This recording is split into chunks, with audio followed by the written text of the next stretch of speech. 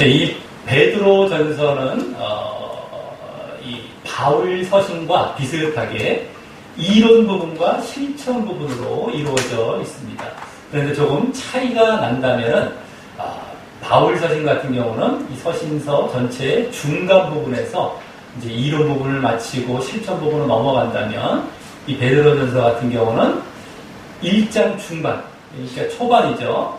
전체 서신의 초반, 1장 중반에서 이론 부분을 마치고 실천 부분으로 넘어갔다는 것입니다. 그리고 계속해서 지금 실천 부분이 이 베드로전서 마지막 부분까지 이어지고 있다라고 하는 것입니다. 그중 이제 오늘은 5장이 이제 들어가면서 실천 부분의 막바지에 이르게 되는 본문을 맞게 됩니다. 네, 그동안의 이 실천 부분의 내용을 간단히 말씀드리자면, 먼저 거룩과 사랑과 말씀의 실천을 비롯해서 이 교회의 성장과도 관련되는 일련의 그 실천 사항들이 이제 2장 중반에서 이제 마무리가 됩니다. 처음에 2장 13절. 이게 다 이제 1장, 2장, 3장 다 13절에서 이제 이렇게 조금씩 이렇게 변화가 되더라고요. 이 베드로전서를 가만히 보니까 1장 중반은 13절에서 또 실천 부분 넘어가고 2장 13절에서는 또 처음 실천 사항들이 일단락되고요. 자, 그래서 2장 중반 다음에서는 순종이라는 선한 행실을 중심으로 한 새로운 차원의 실천으로 넘어가게 되었다라고 하는 것입니다. 그래서 국가에서의 순종, 또 사회에서의 순종, 가정에서의 순종, 비롯해서 형제 간의 순종까지 말씀한 것으로 이제 실천사항이 어느 정도 또 일단락되었고요. 그 다음에 또 이번에 3장 중반, 3장 13절에서부터는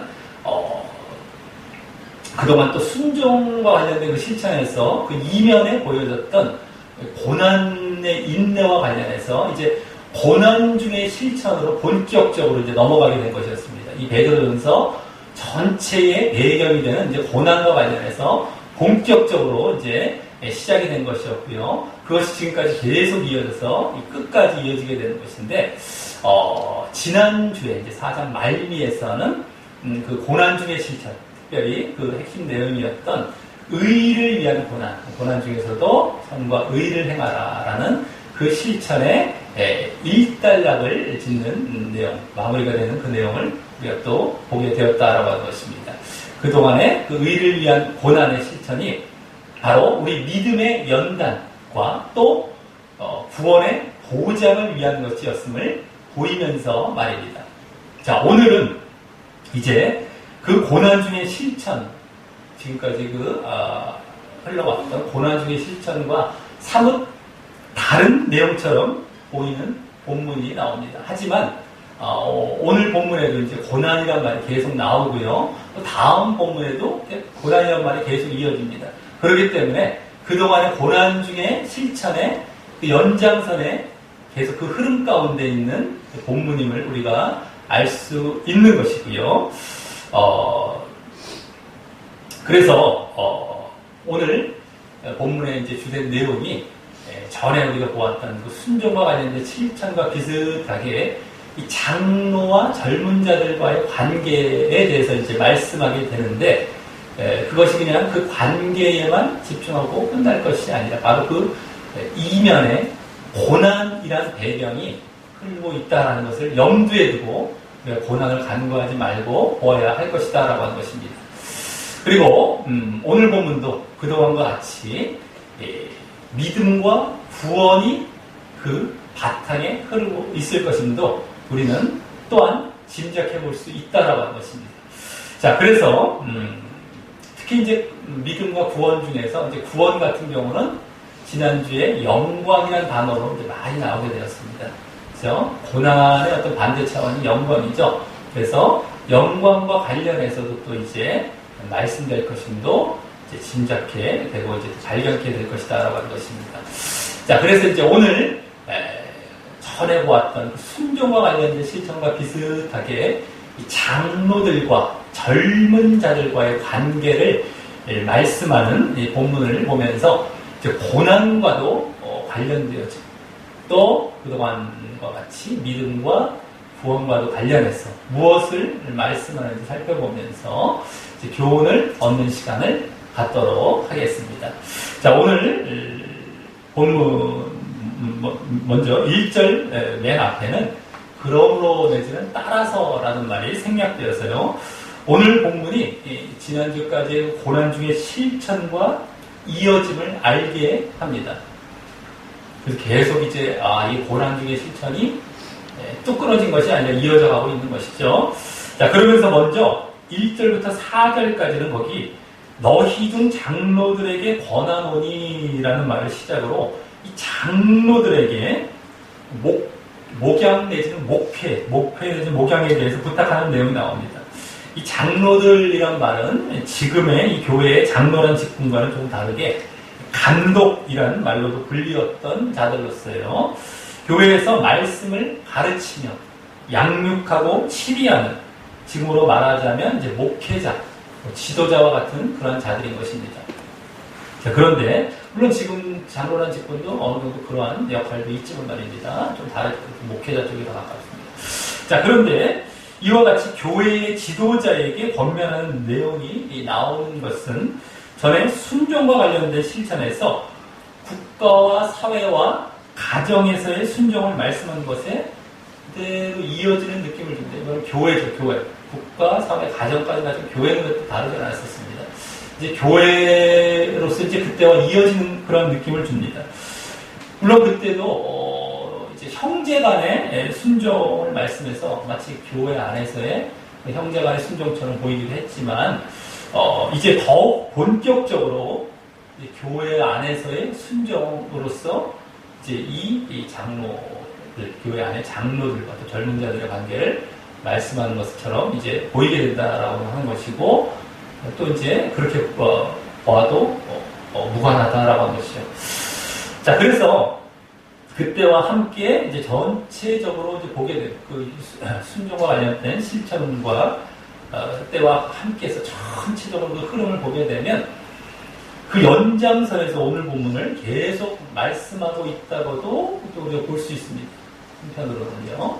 그래서 그 중간에 그 순종 때의 실천, 그 이면 순종과 관련된 실천 때 그 이면에 말씀된 고난과 관련해서 이 고난 중의 실천을, 고난 중에서도 계속 선을 행하라라는 의를 위한 고난을 주제로 본격 그렇게 말씀해 오다가 다시 이제 순종과 관련된 실천의 흐름으로 돌아온 것이라고도 할 수 있다라고 하는 것이죠.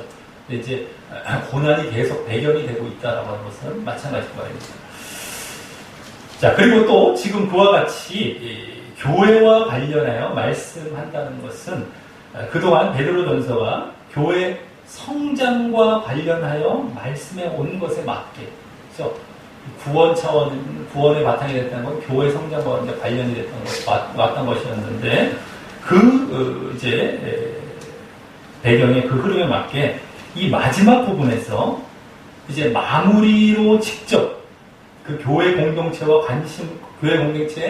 관심을 두고 그 교회의 성장이라는 목적을 위해 직접적으로 권면하며 명령하고 있다고도 할 수 있는 것입니다. 이 교회 성장과 관련된 실천은 그 순종에 관련된 실천, 앞부분에 또 나왔던 실천이었는데 말입니다. 그죠? 그것까지도 더 이제 연관이 돼서 교회가 다 그것을 다 함축하고 포함하고 있다라고 할 수 있습니다. 자, 그러기에 우리는 오늘 본문이 더욱 고난도 배경이 될 뿐더러 구원과도 관련이 되고, 또 그러기에 믿음과도 관련이 됨을 알게 되는 것이고 말입니다. 구원은 다 믿음과 결부되었죠. 고난, 교회 성장이라는 어떤 구원, 또 믿음 이런 걸 다 이어진다는 것을 또 한번 이제 짐작해 볼 수 있고 알게 되는 겁니다. 자, 그럼 이러한 배경 가운데 1절부터 4절까지의 그 장로들에 대한 권면을 보면, 먼저 1절은 나는이란 말과 함께 베드로 사도 자신에 대해 먼저 소개하는 내용이 나옵니다.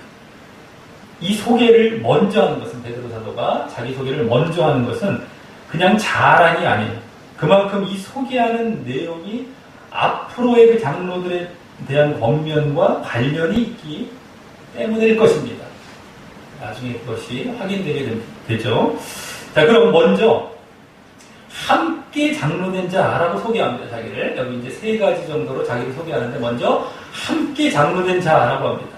이 말은 베드로 사도가 앞으로의 권면에 대해 그렇게 권위적이거나 군림하려는 조로 명령하는 것이 아니라 동료의식으로 권면하라는 것임을 알게 하는 것이죠. 함께 나도 장로다. 함께 장로죠. 장로. 그러면서 또 자신이 앞으로의 그 권면에 대해 먼저 본을 보이고 있음도 암시하는 말입니다. 그래서 앞으로의 권면 가운데 본을 보이고 있다는 내용도 이제 나오게 되는 것이죠. 본을 보이고 암시하고 있습니다. 나도 똑같아. 나도 이미 장로로서 너희들한테 권면할 것은 이미 본을 보이고 있다는 것이죠. 그래서 함께 장로된 자라고 이제 먼저 자기를 소개하는 겁니다. 자, 다음 두 번째는 뭡니까? 어떻게 소개합니까? 그리스도의 고난의 증인이라고 합니다. 그리스도의 고난의 증인. 여기 그리스도의 고난이란 말은 이미 지난주 본문 4장 13절에 나왔던 말이었고요. 그때 잘 보시기 바랍니다. 4장 13절이 바로 앞부분에 나왔습니다. 또 이후 4장 14절과 16절에서도 그와 비슷한 의미의 다른 말로 쓰였던 말입니다. 그래서 그에 이어지게 여기 말씀하고 있음을 알 수 있는 것인데요. 이 말은요. 그래서 이 말에서 일단 오늘 본문이 고난과 관련됨을 확실히 확인하게 되는 것입니다. 이제 고난이 다시 이제 관련되고 있다는 것을 확실히 확인하게 되는 겁니다. 일단. 그리고 지난주 이 말은 그리스도만 고난받았다라는 사실을 말씀하려 했던 것이 아니라 그리스도의 고난, 그리스도만 고난받은 이런 것을 말씀한 것이 아니라 오히려 너희도 그리스도의 고난에 참여하라. 그 고난을 나누어 받으라. 참여하는 건 나누어 받는다고 해요. 나누어 받으라라는 차원에서 말씀했던 것이었습니다. 그래서 그리스도의 고난에 참여라는 말이 나왔죠. 여기는 참여. 너희도 그거 참여하라는 것이죠. 자, 그래서 여기 이 그리스도의 고난의 증인이란 말도요. 그리스도의 고난의 증인이라고 했죠. 이 말도 단순히 그리스도만 고난받은 것에 대해서 옆에서 목격했던 그런 증인. 이것만 의미하는 것이 아닙니다. 베드로 사도는 사실 예수님의 수제자로서 옆에서 다 십자가에 돌아가시고 고난을 직접 다 목격했죠. 재판받는 것부터 해서 다 목격했을 때 그 증인도 되긴 합니다. 베드로처럼 확실한 증인이 어딨겠습니까? 세 번 중에서 도망가기도 할 정도였잖아요. 예수님 그러다가 그죠? 옆에 지켜보다가 도망갈 정도로 하여튼 이 목격자로 증인으로서는 베드로만 많은 사람이 없지만은 그것만 얘기하는 것이 아닙니다. 지켜봤다는 목격자 이것만 얘기하는 것이 아니라 그보다 더 앞에 지난주의 흐름과도 이제 계속 이어져서 자신도 직접 그리스도의 고난에 참여했던 자로서의 증인을 말하는 겁니다. 베드로가 직접 자기가 이제 그리스도의 고난에 참여했다는 거예요. 그런 증인이라는 거예요. 자기가. 그래서 여기 증인이란 말이 원어상으로 보면 순교자라는 의미도 있는 말로 써요. 순교자. 더 자세히 그 말은 이제 순교자라는 것은 죽음을 각오하고 자신의 신앙을 증거하는 사람. 그러니까 자신의 신앙을 고수하고 증거하고 계속 이어가기 위해서 죽음도 각오했다는 거예요. 그래서 그걸 막 복음도 전하기도 했고 증거했다는 거죠. 그러한 순교자로서의 증인인 거예요. 그죠? 죽음을 각오하고. 그래서 그 고난받음이 내포되어 있는 말인 것입니다. 이 증인이라는 말이 고난받음, 자기가 직접 다 고난받았다는 겁니다. 그러면서 이 말 또한 앞으로의 이제 장로들에 대한 권면에 이 고난받음이 포함될 것임을 짐작케 하고 또 알게 하는 것입니다. 고난은 이제 앞으로의 나도 고난받았어 하면서 이제 말했기 때문에 앞으로의 이제 그 권면, 장로들에게 권면할 때도 너희도 고난받 이것에 다 이제 내포될 것임을 우리가 이제 짐작해 볼 수 있는 것이죠. 자, 다음 이제 베드로 사도의 그 소개 세 번째로 뭐라고 말씀해요? 거기 나타날 영광에 참여할 자라고 합니다. 저기 나타날 영광이라는 것은 뭡니까? 지난주 앞서 그 고난이란 말이나 의미가 담겼던 그 4장 13절 또 14절 16절 모두에 이 영광이란 말이 함께 나오며 이제 보여줬던 말로서 이 영광이라는 것은요. 그때 고난도 나왔지만 영광이라는 말 거의 다 나왔습니다. 다 그대로 나왔습니다. 고난, 영광이 다 반대되기 때문에. 그래서 그때부터 나왔던 말로서 바로 그때도 예수님의 재림 때 얻을 구원을 말하는 것입니다. 그때와 같이. 나타날 것은 이제 예수님의 재림을 말하는 거예요. 그때 영광, 받을 구원, 그걸 얘기하는 겁니다. 그리고 그 영광은 이 베드로 전서에서도 다른 바울 서신이나 다른 곳에서도 마찬가지지만 이 베드로 전서에서도 항상 고난과 짝을 이루며 나오는 말로서 고난 받음의 결과로 이와 같은 영광을 말씀하는 것이기 때문에 늘 앞서 그 그리스도의 고난의 증인이란 말이 베드로사도 자신의 고난받음, 그 고난의 참여가 포함된 말임을 더욱 잘 알 수 있는 것입니다. 여기서도 지금 고난과 영광이 함께 짝을 이루어서 말씀드리는 앞에서는 고난 받았다 자기도. 그래서 영광에 참여할 것이다. 그것을 더욱 알 수 있다는 것이죠. 그래서 여기서도 그 영광에 참여한다라는 말로도 말씀하고 있고 말입니다. 내가 고난에 참여했기에 영광에 참여한다 이겁니다. 그래서 아까 고난 받았다는 것이 다 그게 내포된 말이 더 확인됩니다. 더 확인. 이제 문맥상, 흐름상 봤을 때도 지난주 알 수 있지만 여기서도 분명히 또 확인되는 겁니다. 바로 옆에서. 이것을 막 빠뜨려버리고 가면 안 되는 것이죠. 우리가 말씀드린 게. 바로 옆에서 확인되는 거예요. 좀만 제대로 볼게요. 자, 그러면서 이 말 또한 앞으로의 그 장로들에 대한 권면에 또 이 영광을 받을 내용이 포함될 것임도 이제 짐작해 하고 말입니다. 또 알게 하죠. 영광, 그들에게도 이제 영광이란 말도 이제 권면하겠구나. 관련해서도 이것도 이제 다 알게 하는 겁니다. 고난도 마찬가지고. 그래서 이제, 이로써 먼저 베드로 사도의 소개, 자신의 그 소개로서 주로 동료의식과 함께 장로됐다. 동료의식과 함께 또 고난과 영광과 이게 이제 주된 자신에 대한 소개죠. 사실은요. 고난과 영광 이것이 자기 소개에서 가장 핵심이에요. 동료의식은 그냥 좀 이렇게 그런 나중에 본을 보였다는 차원이고 고난과 영광과 관련해서 말씀하며 이 앞으로의 권면에 그것이 또 관련될 것임도 알았다면 이 세 가지가 다 다음 2절부터 4절에서는 본격적으로 이제 권면의 말씀을 하게 됩니다. 자, 그럼 먼저 2절, 3절에서 세 가지 권면을 명령형 말과 함께 이제 말씀합니다. 그래서 이 세 가지가 오늘 장로들에 대한 실천 사항이 또 되는 것이죠. 명령형 말이 또 실천 사항이 되는 겁니다.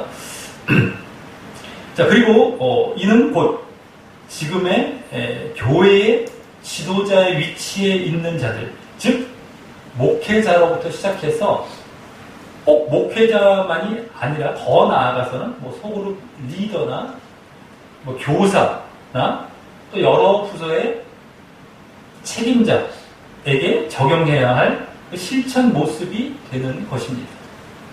자신은 교회 내에서 때로는 그런 리더에 있기도 하죠. 그죠? 더 위에 리더가 있어서 그때는 자기가 양도 되고요. 어떨 때 목자가 되고요. 그러는 겁니다. 어쨌든 거기에다 해당하는 겁니다. 자, 그럼 여기 그 세 가지가 이제 권면하는 이제 앞으로 세 가지가 나오는데 그 세 가지가 모두 뭐뭐 하지 말고 뭐뭐 하라라는 식으로 말씀됩니다. 2절부터 3절까지 해서 자, 그 전에 먼저 2절 앞부분에는요, 맨 앞부분에 너희 중에 있는 하나님의 양무리를 치되라는 말을 앞으로도 이제 다 해당되게, 앞으로의 권면에 다 해당되게 공통적으로 말씀하는데 이것을 먼저 보도록 하겠습니다. 먼저 이 교회의 성도들을, 교회의 신자들을 여기 하나님의 양무리라고 말씀한 것은 예수님께서도 당신과 제자와의 관계를 목자와 양의 관계로 자주 비유하셨던 것을 그대로 이어받아서 표현하는 것입니다.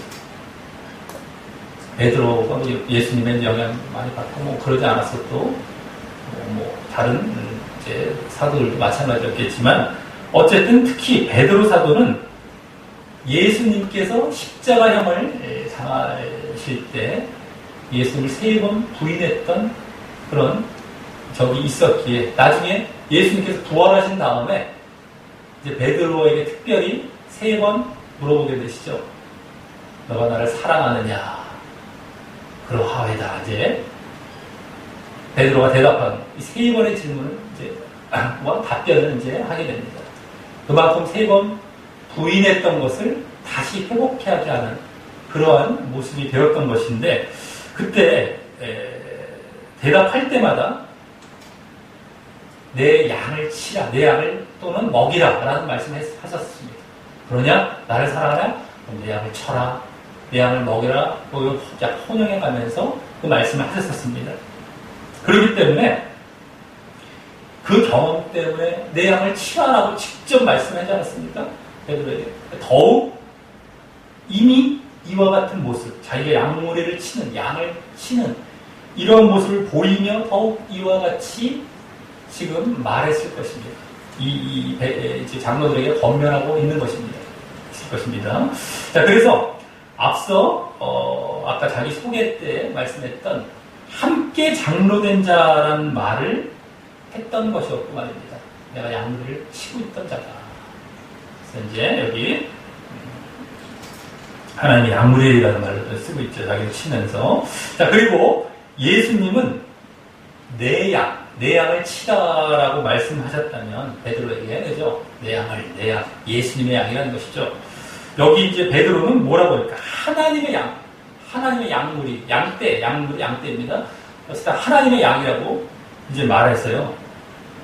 자, 그러면 여기도 그리스도 양을 쳐라, 예수님의 양을 쳐라 이렇게 말하면 좋은데 예수님께서 내 양이라고 말씀하셨기 때문에 내가 하나님의 양이라고 말을 해서 결국 하나님께서 맡겨주신 하나님의 소유가 될 이제 신자임을 알게 하면서 이것이 하나님의 양.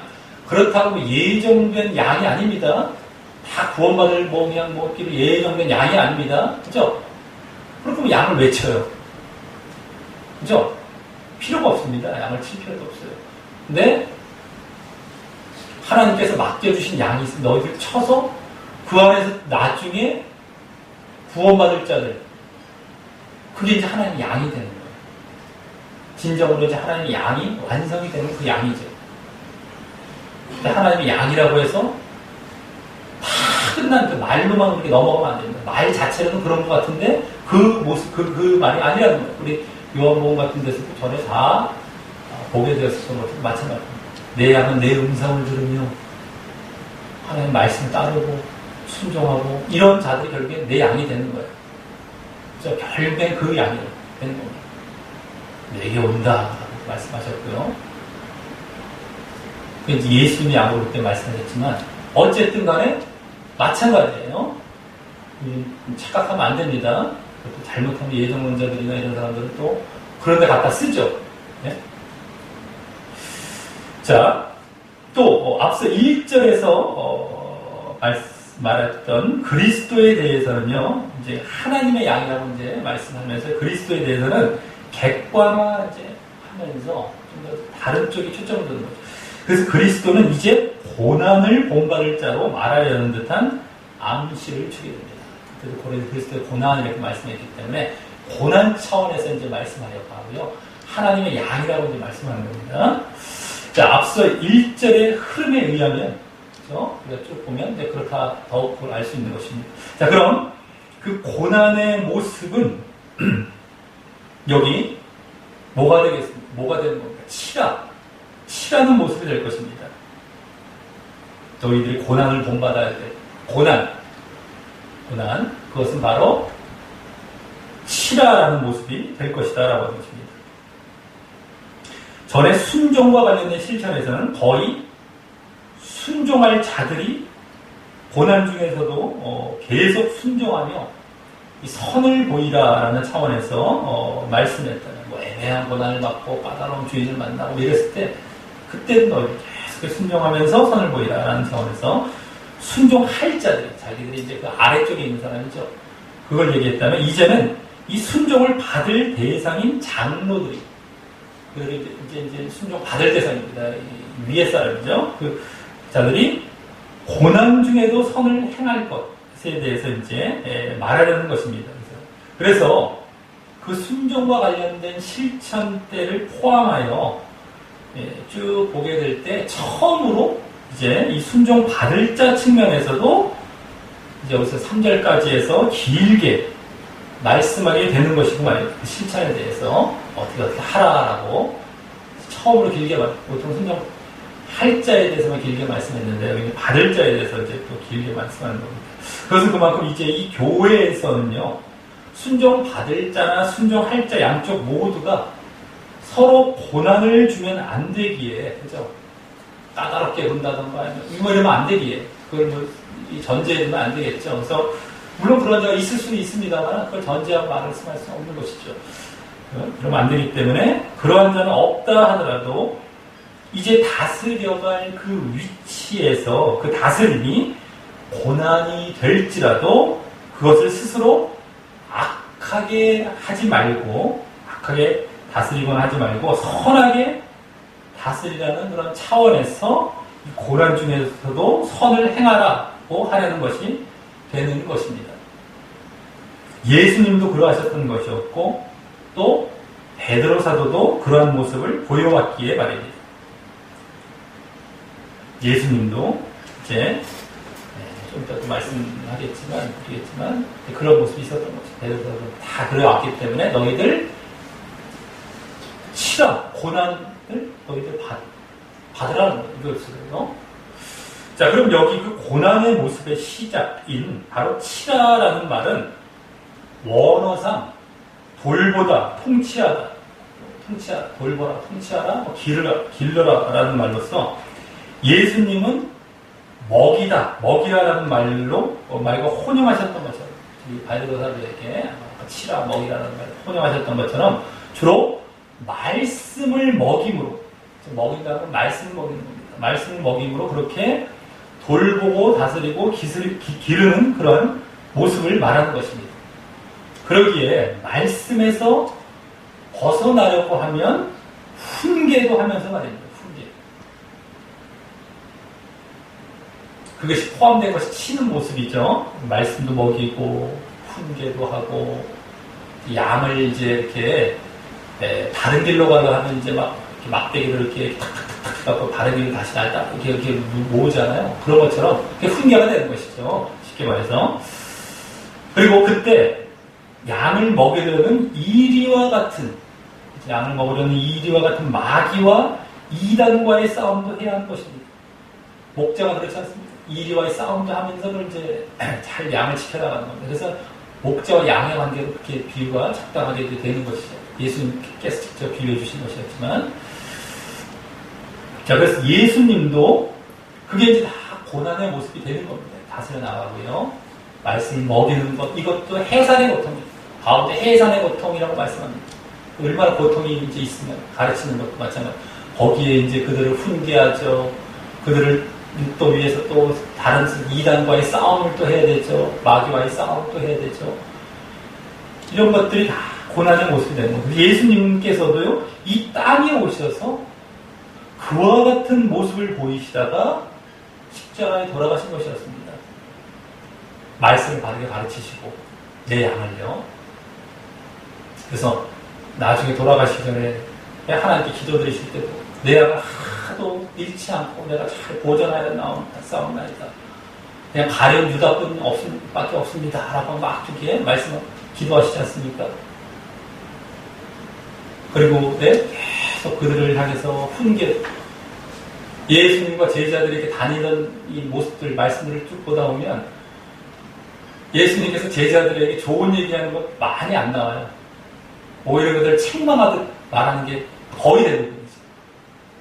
베드로 사도도 좋은 말 한 번 했다고 오히려 책망받죠. 이 사단아라도 바로 그냥 뒤이어서 주는 그리스도이시여 하나님의 아들이시니다 고백했다가 그냥 그림 없어서 했다가 네? 오히려 책망받기도 하고 그런 것까지도 포함 여러 가지가 그런 게 나옵니다. 그게 왜 그러겠습니까? 예수님께서 좋은 말씀을 못 하셔서 사랑이 없으셔서 그렇게 말씀하셨겠습니까? 사랑 실체가, 사랑 자체가 바로 하나님과 예수님이신데요. 왜 그러겠어요? 그게 사랑입니다. 그게 사랑. 그게 사랑 자체의 모습으로 사랑이 나간 겁니다. 책망 자체가요. 왜 그들을 바르게 인도해서 살리려고 하는, 그게 사랑이니까요. 아니, 이것저것 군것질 다 주고 그들을 굶어 죽이고 병들어 죽이면 그게 사랑입니까? 지금 그러고 있지 않습니까? 많은 목회자들이. 불량식품 자꾸 주고 밥은 안 줘요. 삐쩍 말라야 돼요. 단 것만 사탕만 계속 줘요. 먹고 죽죠? 삐쩍 마르다가. 근데 자기 삐쩍 말라인지도 몰라요. 그리고 사탕 계속 달면 사탕은 또 계속 줘요. 이러고 있는 현상입니다. 지금 많은 교회들이요. 삐쩍 말라서 저 아프리카 사람처럼 돼 있어요. 근데 사탕만 달래. 그거 아니면 못 먹겠잖아요. 밥은 못 먹겠다. 근데 그걸 또 줘. 그 형국이에요, 지금. 많은 교회들에서. 실제적으로는요. 그게 사랑입니까? 그게 죽이고 있는데. 육신적으로 표현한 것이죠. 영적으로는 그러고 있다는 거예요. 지옥 가게 만든. 오히려 육신적으로 그냥 그렇게 해서 뭐 죽고 끝나는 일이었다는 건 훨씬 나은 거죠. 이건 그게 아니에요. 영적으로 그렇게 지옥 가고 영원한 고통만 들어가는 일을 하고 있다는 겁니다. 그건 사랑이 아니에요. 사람은 사탕 줘야 난 사랑이라고 생각해요. 라고 하고 있다고, 사람들은. 사탕 줘야 나는 사랑이에요. 하는데 또 여기서 못 견뎌갖고, 그래, 나도 사탕 줄게. 이러고 있다는 거예요. 그게 아닌 겁니다. 네? 어쨌든 예수님 그게 사랑입니다. 근데 어쨌든 그러다가 또 그 이단과의 싸움, 바리새인과의 싸움, 예? 잘못된 그런 신앙과의 싸움, 그래서 돌아가신 겁니다. 베드로 사도도 마찬가지죠. 베드로 사도도 그와 같은 신앙을 고수하다가 바른 복음을 전하다가 이제 죽은 겁니다. 자, 그래서 이 모습들이, 이제 이러한 모습들이, 이 치는 모습이, 그러한 이제 담겨 있는 모습들이 고난에 참여하는 모습이 이렇게 되는 것입니다. 자, 이제 2절, 그 다음부터는 그 칠 때의, 양을 칠 때의 자세에 대해서 이제 권면하는 거예요. 그 자세를 권면하는 건데, 결국 보면, 이제부터 보면, 그래서 뭐뭐 하지 말고 뭐뭐 하라라고 하면서 세 가지로 말씀합니다. 첫째는 바로 부득이함으로 하지 말고 오직 하나님의 뜻을 쫓아 자원함으로 하라라는 것입니다. 부득이함, no, 자원함, yes, 이렇게 이거죠. 쉽게 말해서, 그죠? 뭐뭐 하지 말고 뭐뭐 하라, 이렇게. 자, 근데 이것은 원어상 좀 더 풀어서 이제 언어상으로 말씀드리자면, 강제로, 부득이하면 이제 강제로 억지로 하지 말고, 자원한다는 것은 자진하여, 즐겨서, 자원해서, 즐겨서. 이 말입니다. 네, 자원함으로라는 말 앞에는 여기 하나님의 뜻을 조차 이렇게 나오죠. 하나님의 뜻을 따라. 근데 원래 언어를 보면 하나님을 따라 이렇게 나옵니다. 뜻이란 말은 없어요. 하나님을 따라. 이제 그게 그거죠. 뭐 거의 똑같은 거 없습니다만. 어쨌든 그 말이 나와 있어서 그 자진하여 즐겨서 함, 이 자원함으로 하는 것이 하나님의 뜻을 생각하면서 나오는 자원함이라는 것입니다. 뜻을 따름으로, 뜻을 생각하고 따름으로 나오는 자원함, 하나님을 따르기 때문에. 그러기에 반대로 여기 뭡니까? 부득이함, 그 억지로함도 바로 하나님 내지는 하나님의 뜻을 생각하지 못하기 때문에 나오는 모습이라는 것입니다. 그걸 따르지 않기 때문에. 억지로 하는 거야. 하나님을 바라보자. 하나님을 생각하고 하나님의 뜻을 쫓으려고 해야지 이게 자원하는 게 나오고. 그러지 않기 때문에 억지로가 되잖아요. 억지로가 되는 거예요. 자, 그래서 이는 다른 말로 우리 말하자면 어떤 것이 되는 겁니까? 육신적인 목적과 관심이 아니라 영적인 목적과 관심. 하나님의 뜻이 바로 그겁니다. 영적인 목적과 관심으로 할 때 그와 같이 억지로가 아닌 자원함으로 할 수 있다는 것을 보여주는 것입니다. 그리고 그 육이 아닌 영에 관심을 둔 모습은 그동안 베드로전서에서 또 계속 보여줘 왔듯이 진정한 믿음의 모습인 것이고요. 진정한 믿음이죠. 그게 하나님을 쫓는 거예요. 쉽게 말해서. 영을 쫓는 거예요. 하나님. 당연하죠. 하나님을 믿는다고 하면서 하나님을 안 쫓아요. 여기서 지금 말씀드린 그런 자가 있다라는 거, 있을 수 있고 있다라는 것을 여기서 하나님의 뜻을 좇아라고 지금 말씀하고 있습니다. 그래서 자원함을 해야 된다는 거예요. 자, 그래서 이 첫째 실천 명령은 다시 그동안과 같이 진정한 믿음을 바탕에 두고 명령하고 있음을 알 수 있는 것입니다. 믿음이 여기 이제 보여지는 거예요. 대충 도덕적으로 슬렁슬렁 먹고 문맥 상관없이 보면 이게 전혀 안 보이죠. 이걸 다 제대로 이렇게 다 관계에서 보고 제대로 하나씩 꼼꼼히 보다 보면 보이는 겁니다. 아, 이게 지금 진정한 믿음을 바탕으로 믿음과 또 관련된 걸 보게 되는 겁니다. 그리고 그래서 또한 이 자세로 그러한 이제 진정한 믿음이기도 하기 때문에 이러한 자세로 무리를 치면서 고난에 참여하라라는 것이 또한 되는 것이고 고난이 그래서 간절히 더 되는 겁니다. 믿음 차원에서 고난을 받으라. 이 양물을 치면서. 자, 다음 둘째는 2절 뒷부분에 나오듯이 더러운 이를 위하여 하지 말고 이가 더러운 이익을 위하여 하지 말고 오직 즐거운 뜻으로 하라라는 것입니다. 더러운 이익, 즐거운 뜻, yes 이겁니다. 이는 원어상 다시 풀어서 이렇게 말씀드리자면 부정한 이익을 탐하여 비열하게 이게 이제 더러운 이익이라는 거예요. 부정한 이익을 비열하게 이렇게 하지 말고 즐거운 뜻이라는 건 열성적으로 이런 말 이게 맞는 원래 해석입니다. 번역입니다만 열성적으로 기꺼이 하라는 겁니다. 열성적으로 기꺼이 아까 자원함과 비슷하면서도 이건 조금 더 적극적인 느낌을 갖게 되죠. 이제. 자, 이 말에서 아까 더러운 이익, 부정한 이익 이런 것처럼 돈이나 명예 등 자기 목적을 위해서 일을 하면 열성적으로 열심히 일할 수 없음을 알게 되는 겁니다.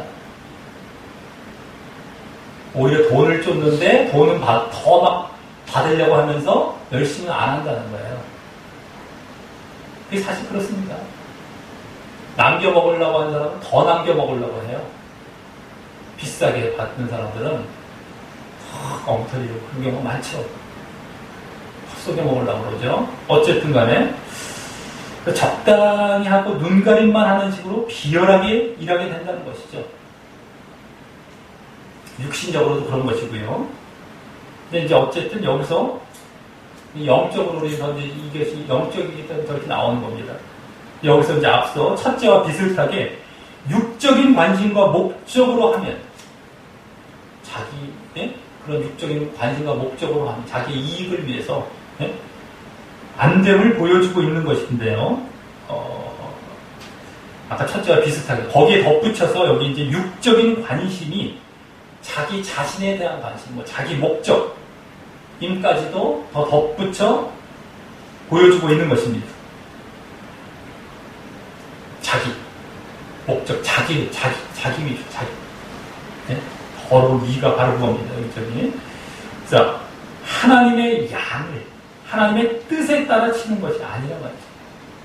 자꾸 영적인 것이 아니라 육적으로 돌아가기 때문에 열심히도 안 하는 겁니다. 그런 작은 우위를 위해서 하는 것이고, 눈가림만 하는 것이고. 자, 그래서 여기서도 진정한 믿음도 이제 바탕이 되는 것입니다. 이것이 지금 육적인 것, 영적인 것, 여기서 다 이게 지금 더러운 이라는 말 속에서 보여지고 있는 것입니다. 자, 다음 셋째는 이 3절로 넘어가서 바로 맡기운 자들에게 주장하는 자세를 하지 말고 오직 양무리의 본이 되라 라는 것입니다. 여기 맡기운 자들이란 말은 몫이란 말이에요. 내 목 이런 거 있잖아요. 할당 이겁니다. 할당 이라는 의미를 가진 말로 저 뒤에 나온 양무리 말과 같은 말이죠. 사실 그걸 나타내는 말이죠.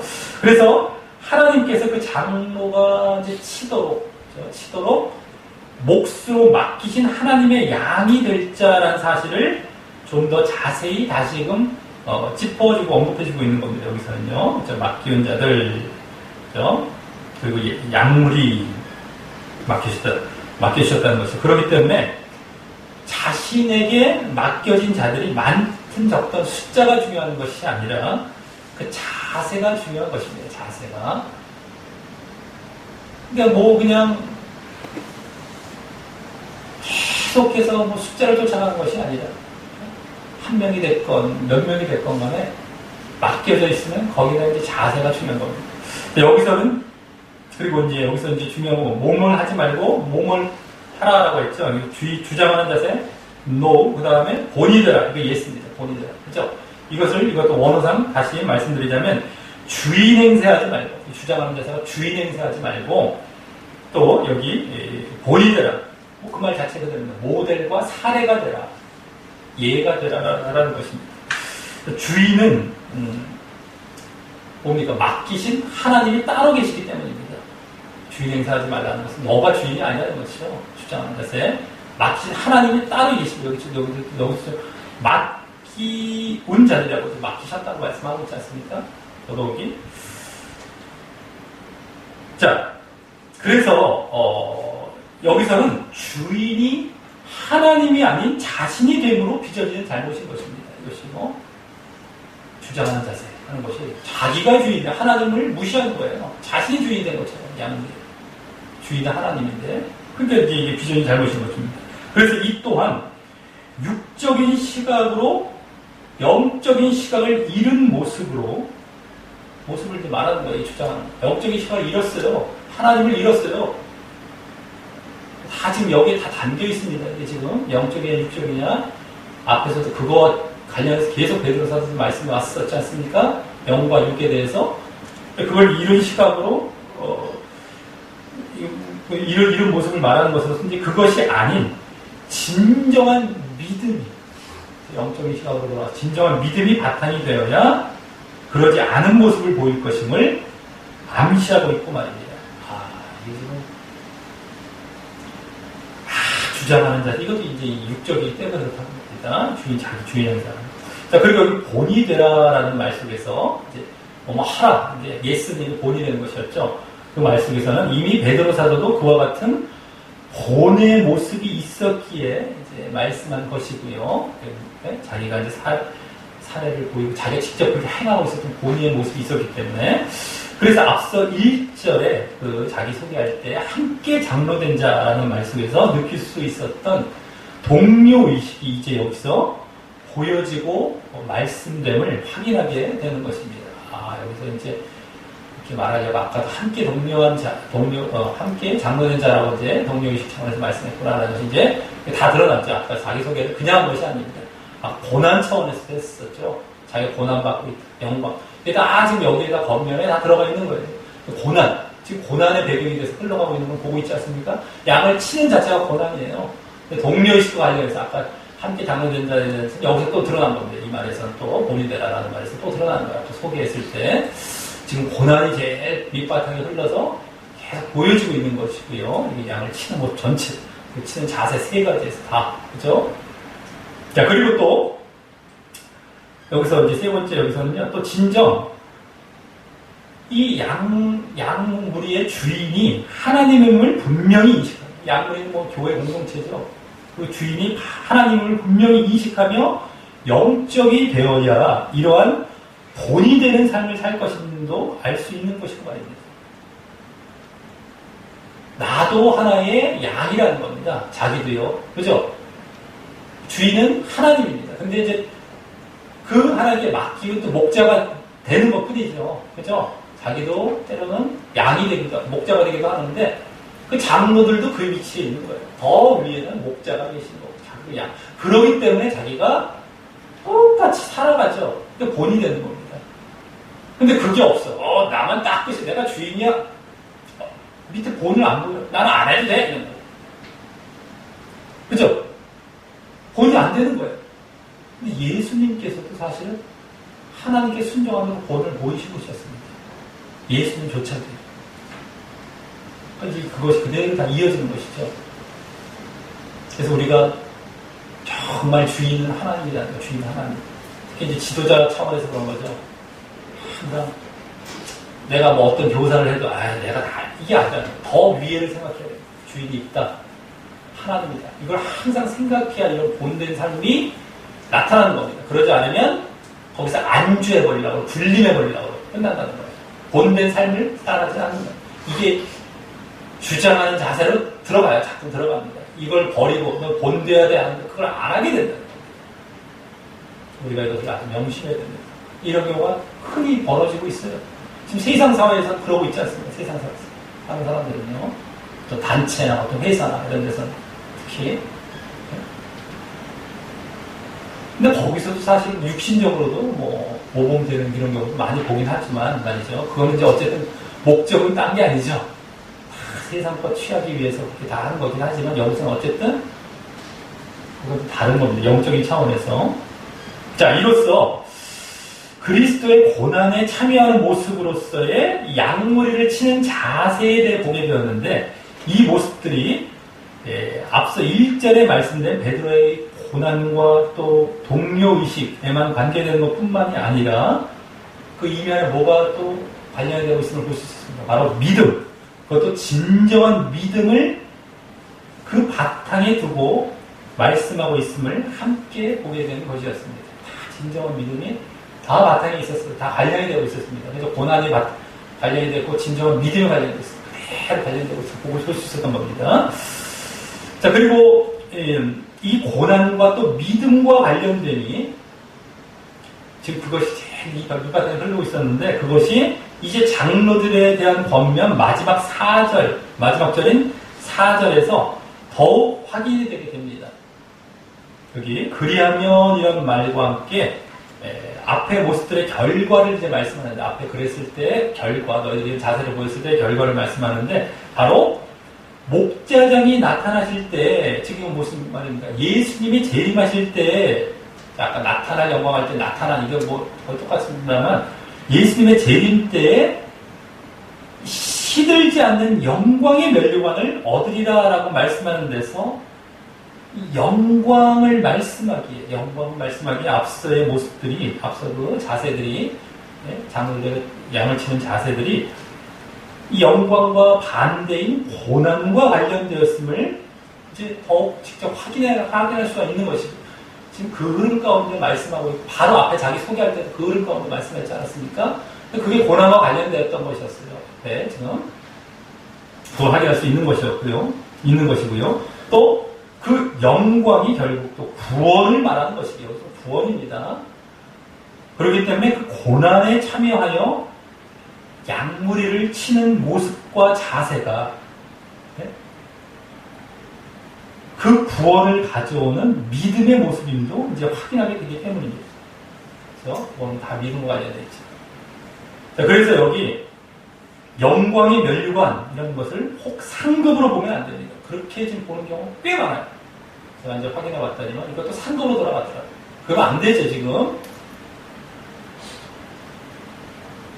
아까 소개에서도 나왔잖아요. 그죠? 나타날 영광, 그리고 여기도 지금 목자장이 나타날 때 재림 때 그 상급주로 옵니까? 그 영광이? 딴 데서도 그럴 때 상급주로 오시는 것이 아니죠. 그 상급이라고 할 때도 그게 구원을 얘기하는 거예요. 구원의 상을 얘기하는 거예요. 구원의 상. 그게 상 자체가 구원입니다. 자꾸 그 상급으로 돌아가 버려요, 사람들이. 그래서 지난주까지와의 흐름도 그랬잖아요. 그죠? 지난주 영광. 다 구원을 얘기해요. 구원. 다 구원입니다. 상급이 아니에요. 지난주.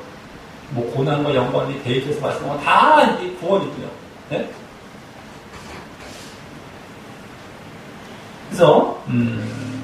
그래서 또 이 앞에 보면 뭐라고 나옵니까? 영광이 멸망 앞에 시들지 아니하는 이라고 말해서 쇠하지 않고 영원함을 말씀하고 있고 말입니다. 영원하다. 이것이 다 구원에 관련된 말이지 뭐 상과 관련해서 그 이상하지 않습니까? 뭐 상이 영원히 시들지 않고 네 소유래 너 거고 뭐 이러면서 네? 구원을 얘기해요. 구원.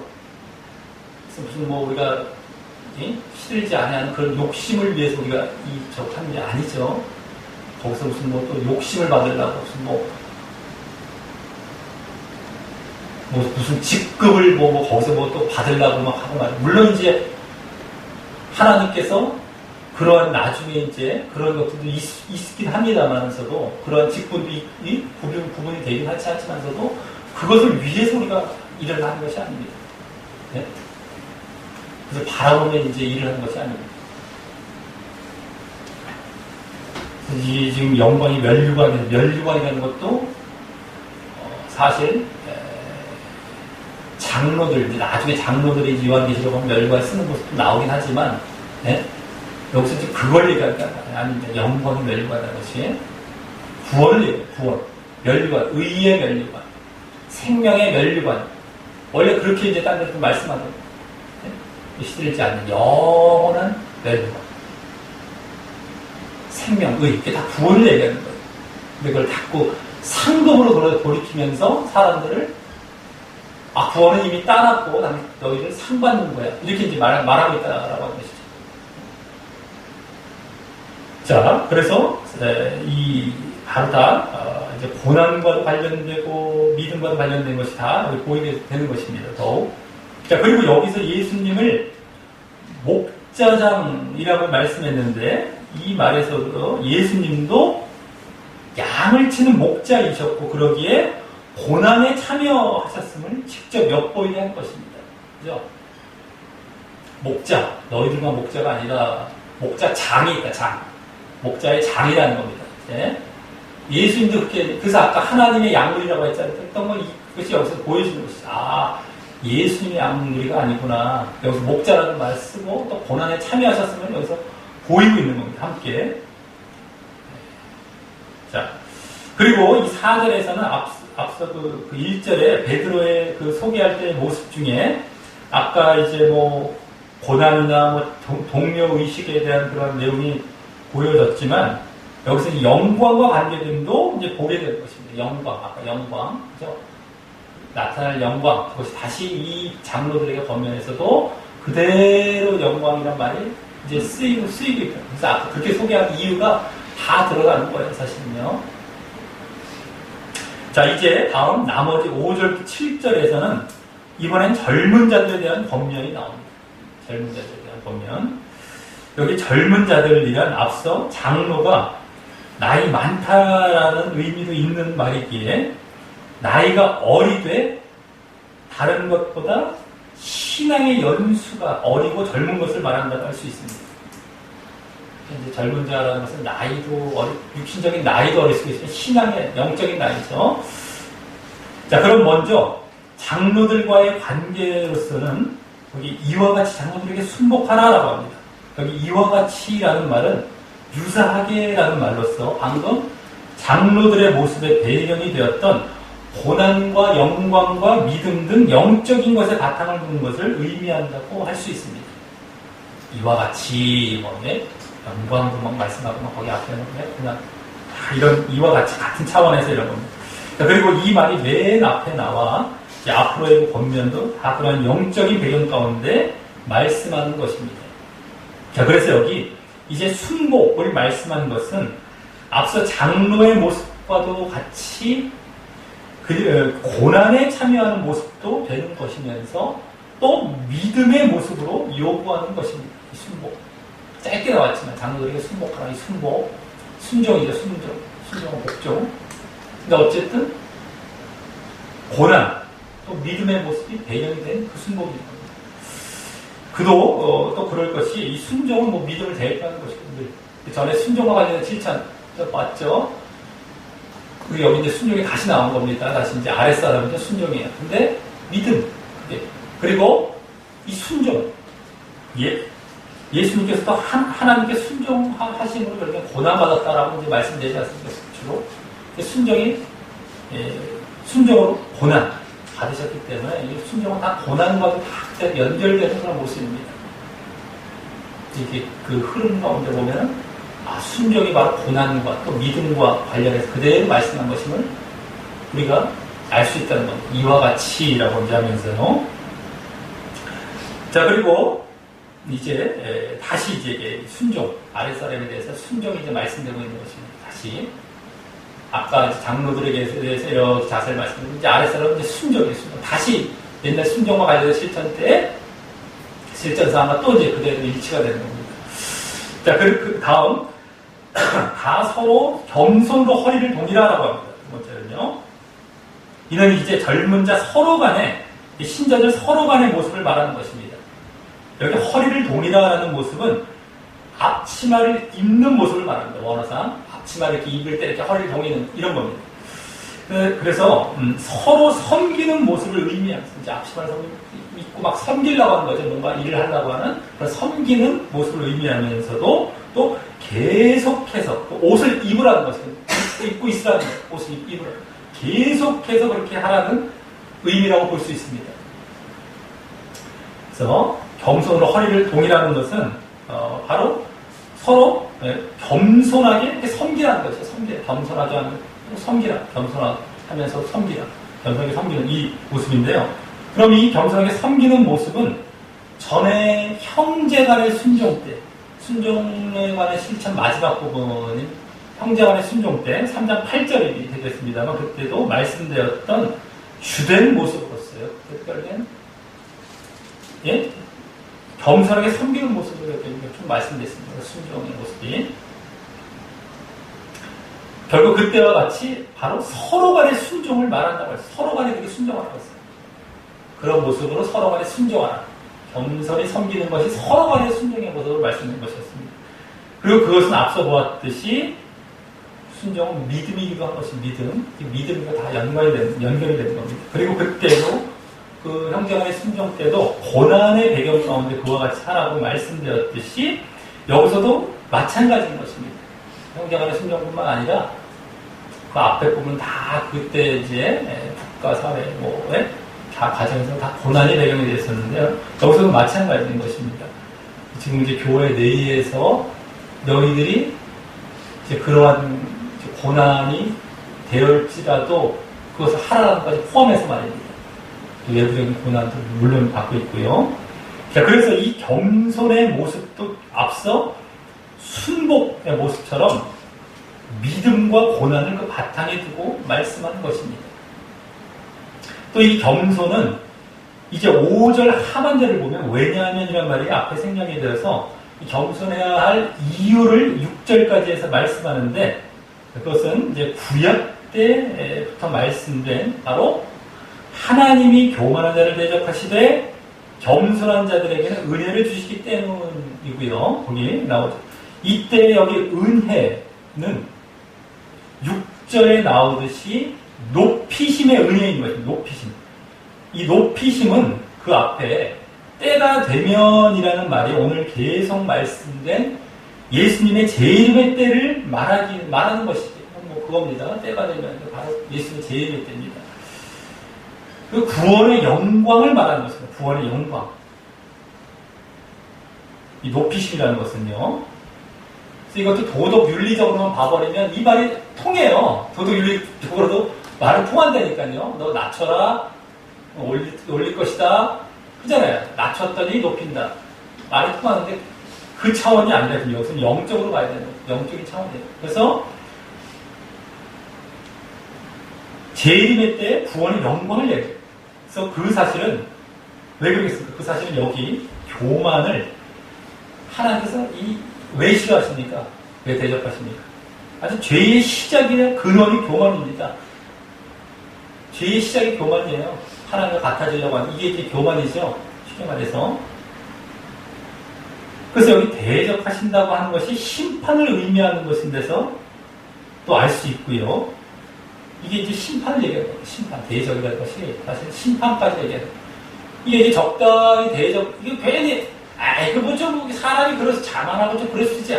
대적까지 하세요. 이렇게 볼 수 있죠. 영적으로 못 보이는 거예요. 이 말을 생각해보니까 도덕적으로 들어간단 말이죠. 하나님께서 대적하신 정도는 보통 하나님께서 오죽하면 대적하니 다 멸망이에요.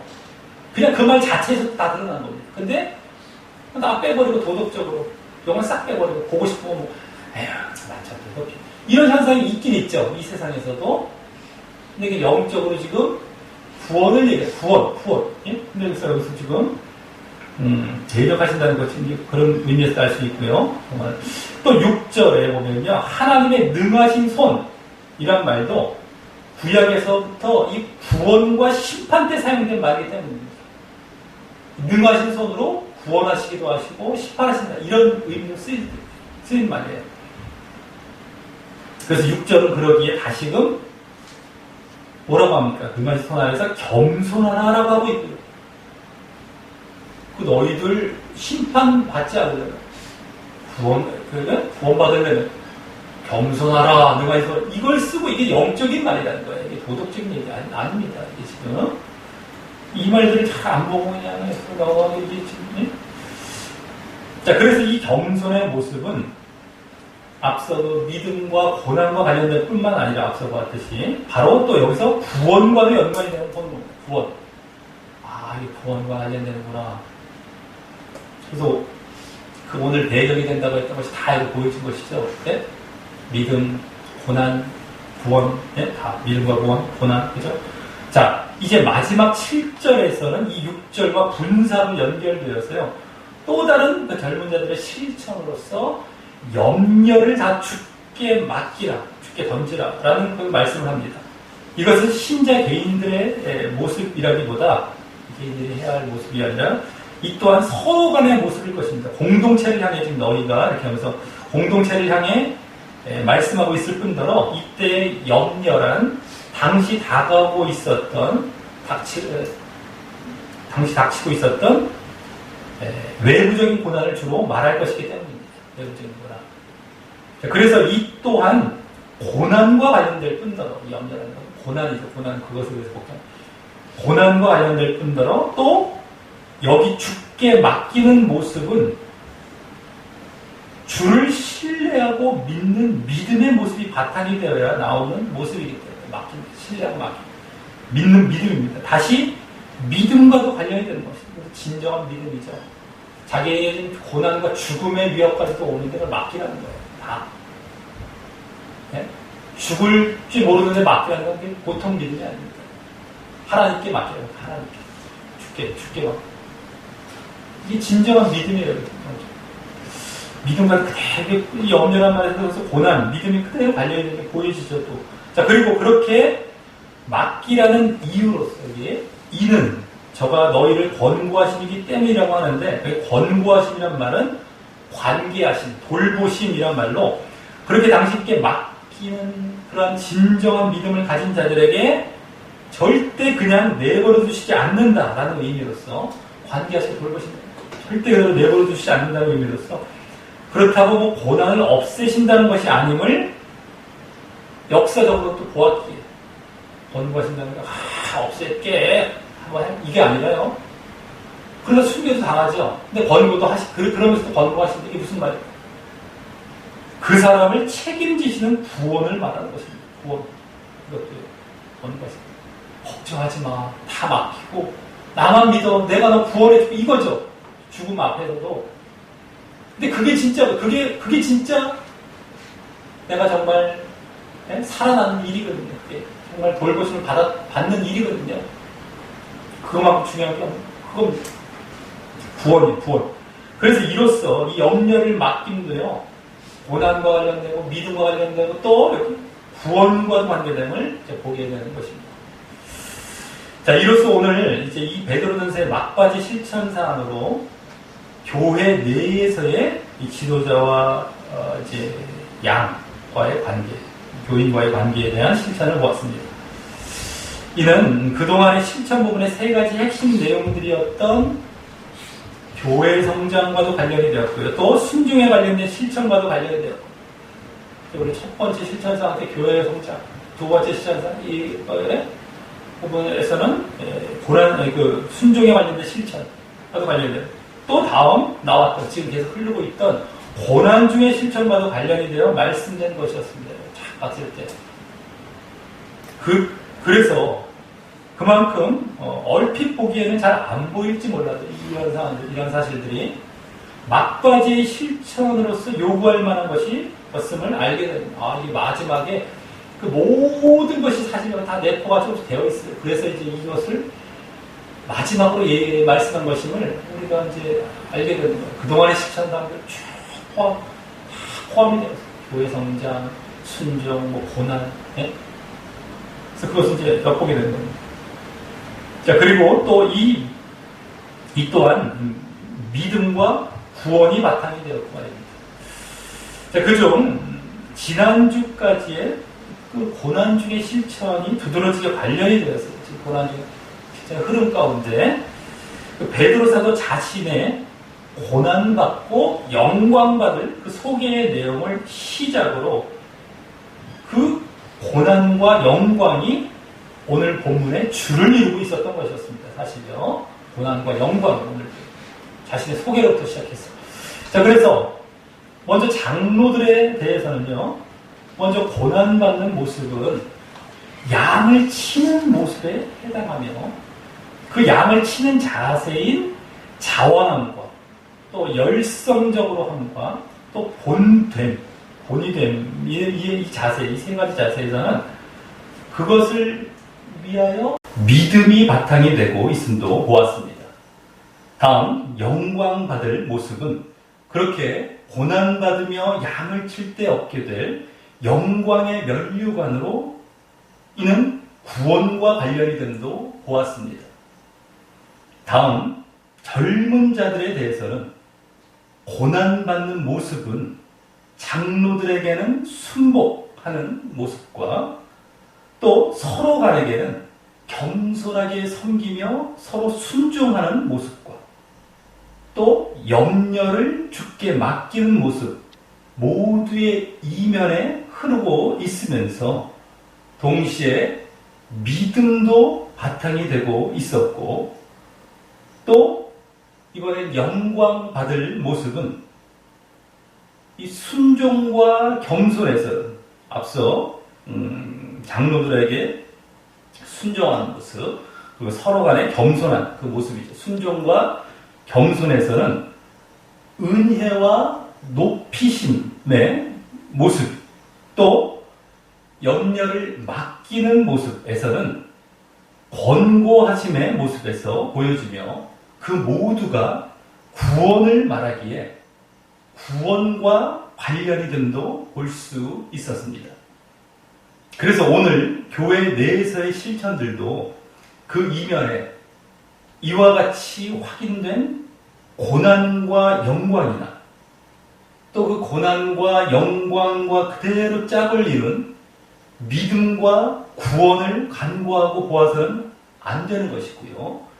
이 고난과 영광 또 그와 그대로 짝을 이룬 믿음과 구원 이것이 오늘 그대로 그 이면에 흐르고 있었다라고 하는 것입니다. 그래서 그것을 간과하고 보아서는 안 되고 그래서 그만큼 또 이 실천들은 반드시 보여야 할 모습일 뿐만 아니라 믿음 차원이기 때문에 그 구원 차원이기 때문에 반드시 보여야 되는 겁니다.